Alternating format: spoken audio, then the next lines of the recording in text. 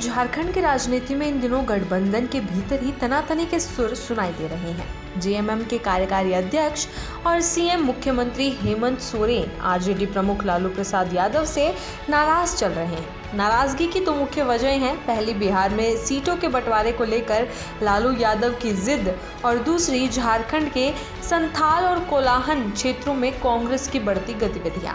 2024 के लोकसभा चुनावों के दौरान आईएनडीआईए गठबंधन में बिहार में सीटों के बंटवारे को लेकर पहले से ही खींचतान थी, लेकिन अब झारखंड में विधानसभा चुनावों को देखते हुए फिर से गठबंधन में असहजता दिखने लगी है। सूत्रों के मुताबिक लालू यादव चाहते हैं कि झारखंड में आरजेडी को 12 से 13 विधानसभा सीटें दी जाएं, जबकि जेएमएम की राय है कि आरजेडी की राज्य में वैसी राजनीतिक हैसियत नहीं है कि उसे इतनी सीटें दी जाएं। जेएमएम नेताओं का तर्क है कि झारखंड में आरजेडी का जनाधार कुछ सीमित इलाकों तक ही सीमित है और इतनी ज़्यादा सीटें देना राज्य में अन्य सहयोगी दलों और संगठनात्मक समीकरणों के लिहाज से नुकसानदायक हो सकता है। हेमंत सोरेन को ये बात नागवार गुजर रही है कि बिहार में जब जेएमएम को 2 से ज़्यादा सीटें नहीं दी गई तो झारखंड में आरजेडी को इतनी सीटों की मांग क्यों की जा रही है।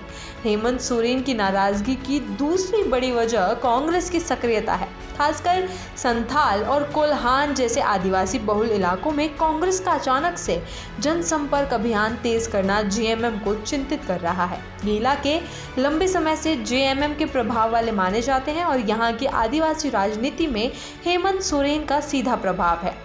कांग्रेस इन इलाकों में युवाओं और महिलाओं के बीच अपनी पकड़ मजबूत करने की कोशिश कर रही है। उसने स्थानीय मुद्दों को उठाना शुरू कर दिया है और संगठन स्तर पर सक्रियता बढ़ा दी है। जेएमएम को ये महसूस हो रहा है कि ये दोस्ताना प्रतिस्पर्धा नहीं बल्कि उसकी राजनीतिक जमीन पर सीधा हस्तक्षेप है। इससे जेएमएम को खतरा है कि कांग्रेस आने वाले विधानसभा चुनावों में कुछ सीटों पर दावा ठोक सकती है, जिससे गठबंधन के भीतर समीकरण बिगड़ सकते हैं। हेमंत सोरेन ईडी की गिरफ्तारी के बाद अब जमानत पर बाहर हैं और राजनीतिक रूप से बेहद सक्रिय हो चुके हैं। वे जेल से बाहर आते ही पार्टी को फिर से संगठित करने में जुट गए हैं और आगामी विधानसभा चुनावों को लेकर रणनीति बना रहे हैं। इस समय वे नहीं चाहते कि गठबंधन के भीतर कोई ऐसा विवाद खड़ा हो जिससे उनकी पार्टी की स्थिति कमजोर हो। हेमंत सोरेन को ये भी आशंका है कि लालू यादव और कांग्रेस दोनों मिलकर झारखंड में जेएमएम के दबदबे को कम करने की कोशिश कर रहे हैं। यही वजह है कि वे सीटों को लेकर बेहद सख्त रुख अपनाए हुए हैं और साफ संकेत दे चुके हैं कि एक तरफा समझौता अब नहीं चलेगा। हेमंत सोरेन और जेएमएम की नाराजगी से ये सवाल उठने लगा है कि क्या झारखंड में आईएनडीआईए गठबंधन टूट की कगार पर है। हालांकि सार्वजनिक मंचों से अभी तक किसी नेता ने ऐसा सीधा बयान नहीं दिया है, लेकिन अंदरूनी स्तर पर तनाव साफ दिख रहा है।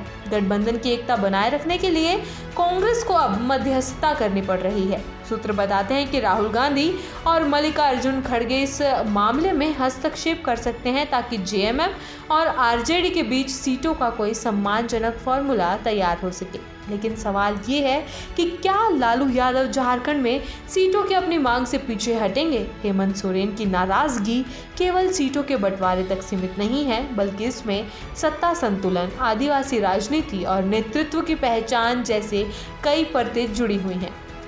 अगर गठबंधन में जल्द ही कोई स्पष्ट सहमति नहीं बनी तो झारखंड विधानसभा चुनावों में आईएनडीआईए गठबंधन कमजोर पड़ सकता है। ऐसे में देखना दिलचस्प होगा कि क्या कांग्रेस इस मतभेद को समय रहते सुलझा पाती है या झारखंड की सियासत में नया मोड़ आने वाला है।